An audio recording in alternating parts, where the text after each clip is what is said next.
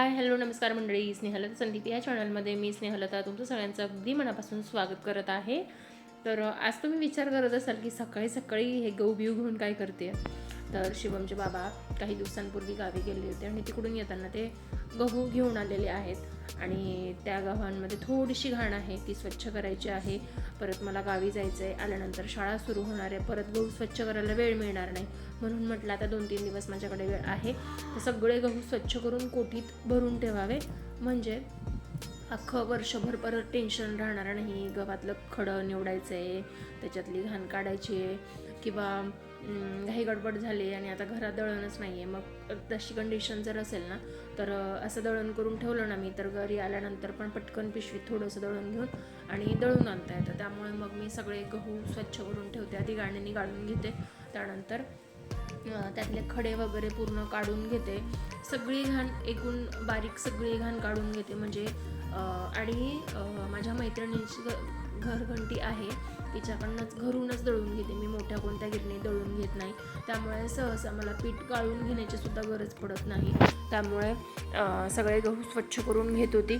शिवम आणि त्याचे बाबा अजून पण झोपलेलेच होते. आज बराच वेळ मी लवकर उठलेली होती, त्यामुळे माझं सगळं आवरून झालेलं होतं. त्यानंतर थोडंसं बाहेर जायचं होतं किराणा वगैरे आणायला, तर तयार होताना मी आधी सनस्क्रीन लावलं, पावडर वगैरे लावली.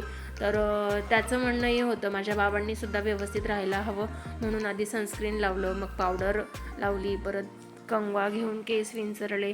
खरं तर मी तुम्हाला याआधीसुद्धा सांगितलेलं आहे की तो म्हणजे जितकं मी त्याला पॅम्पर करते ना, तितकंच तो आम्हाला दोघांनासुद्धा पॅम्पर करतो, म्हणजे सांभाळतो छान. जसं मी त्याला सांगते तसं गोष्टी तो सगळ्या आवर्जून व्यवस्थित करतो. म्हणजे एकमेकांची सगळ्यांची काळजी घेणं असेल, मला जर झोप आली असेल आणि मी त्याला सांगितलं ना, बाळा मला झोपायचं आहे, तर तो मला अजिबात त्रास देत नाही. म्हणजे काही गोष्टींमध्ये इतकी मॅच्युरिटी दाखवतो ना तो. आत्ता वय 6 वर्षाचं आहे, पण इतकं सुंदर छान वागतं माझं बाळ. तर पप्पांना सनस्क्रीन पण लावलं, पावडर पण लावली, केस पण विंचरण्याचा प्रयत्न केला, पण केस काही विंचरता आले नाही. आम्हाला थोडं किराणा करण्यासाठी बाहेर जायचं होतं, त्यासाठी. तर किराणा करायला गेल्यानंतर पण त्याला तिथे काय करायचं होतं, सगळं शॉपिंग झाल्यानंतर ते स्कॅनिंग मशीन आहे ना, तर त्याच्यासमोर ते सगळं स्कॅन करायचं होतं, म्हणजे त्याची प्राईस काढायची होती. तर आम्ही कुठेही शांत बसलेलो नसतो, आमचं कुठेही काहीतरी आगाऊपणा चालूच असतो. आणि त्याला ते समजलं की ही मिठाची बरणी आहे, फरसाण घेतलं आपल्याला खायला, इतर म्हणजे बाकीच्या सगळ्याच गोष्टी तर आवर्जून सगळं व्यवस्थित करतो. आणि प्रत्येक वेळेस बघतो ते स्कॅन करतात तो बारकोड, तर तो ते सगळं स्कॅन करण्याचा प्रयत्न करत होता. तर खूप जास्त ॲक्टिव्हिटीज करायला लागल्या आणि छान ॲक्टिव्हिटीज करतो तो, असं आगाऊपणा उगाचच करत नाही. त्यानंतर खूप जास्त ऊन झालेलं होतं, त्यामुळे आम्हाला फ्रुटी वगैरे घेतल्या, आम्ही फ्रुटी पण पिल्या, बिल वगैरे केलं. त्यानंतर घरी आल्यानंतर मला गोधड्या शिवायचा विचार करते मी. खूप जुने कपडे पडलेले आहेत, त्या गोधड्या शिवायचा विचार करते. त्यासाठी एवढे सगळे दोरे घेतलेत मी, बघू त्याला मुहूर्त कधी लागते. त्याला काहीतरी घ्यायचं होतं आणि ते उद्या घेऊ ते म्हणत होता तो. हा, मिठाच्या बरणीचा कागद आहे तो, त्यांना सांगतोय.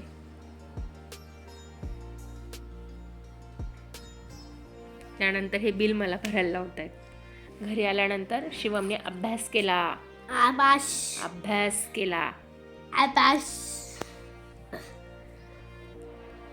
तर त्याच्या ओटीच्या टीचरने त्याचं शुद्ध लेखन सुधारण्यासाठी त्याला जे अर्धगोल वरती तोंड करून, सरळ रेष, तिरपी रेष, अर्धगोलाचे 4 प्रकार, म्हणजे उजव्या बाजूला, डाव्या बाजूला, खाली वरती असं, त्यानंतर गोल, स्टार, गुणाकार, अधिक असे सगळे चिन्ह देऊन त्याला शुद्ध लेखनासाठी दिलेलं आहे. तर दुपारच्या वेळात किंवा संध्याकाळच्या वेळात तेच करत असतो. बऱ्याचदा संध्याकाळी त्याला खेळायला पार्किंगला जायचं असतं. आता त्याच्या लक्षात राहिलं की संध्याकाळ झाली की आपल्याला खाली जायचं आहे, त्यामुळे सांगितल्याप्रमाणे अगदी उत्तम सगळ्या गोष्टी करतो तो.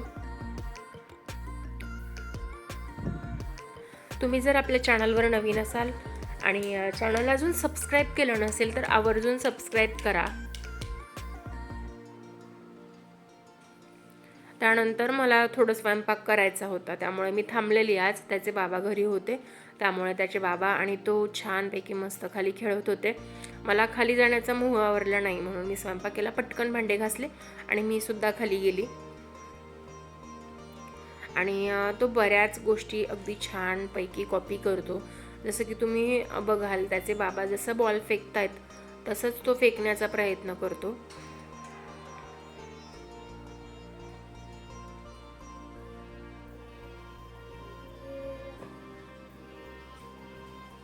बघू शकता हात फिरून फिरून मारतो. त्यानंतर मग माझं काम उरकल्यानंतर मी सुद्धा खाली गेले. त्यांचा बॉल आधी खेळून झालेलं होतं. मग आम्ही फुटबॉल खेळत बसलो बराच वेळ. ज्या वेळ म्हणजे ज्या दिवशी वेळ मिळेल त्या दिवशी मी त्याच्यासोबत हा टाईम स्पेंड करण्याचा मी प्रयत्न करणार आहे.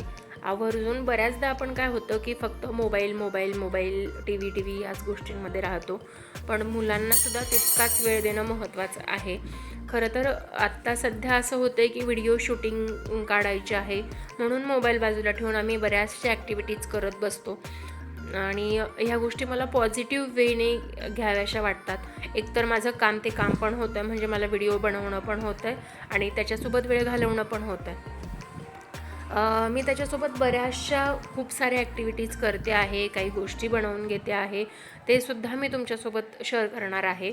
माझे व्हिडिओज कंटिन्यू बघत राहा. व्हिडिओमध्ये तुम्हाला काय आवडतं आहे ते सुद्धा सांगा आणि काय नाही आवडत आहे तुम्हाला ते सुद्धा नक्की सांगा. तुम्ही जर चॅनलवर नवीन असाल तर आवर्जून सबस्क्राईब करा आणि कमेंट बॉक्समध्ये सांगा तुम्हाला काय वाटतं आहे काय नाही वाटतं आहे ते.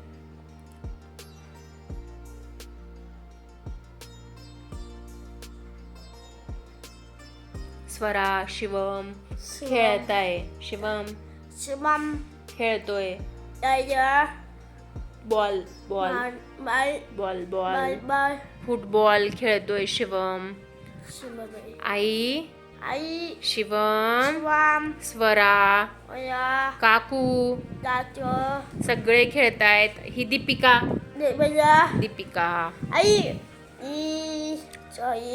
हा 5 जण आहे. 5 तर आजचा माझा छोटासा व्हिडिओ होता, तो तुम्हाला कसा वाटला आहे मला हे कमेंट बॉक्समध्ये नक्की सांगा. तुम्हाला जर माझे छोटे रेग्युलर व्हिडिओज तुम्हाला आवडत असतील तर आवर्जून सांगा. चला तर मग भेटूया नेक्स्ट व्हिडिओमध्ये हे नवीन काहीतरी सरप्राईज घेऊन.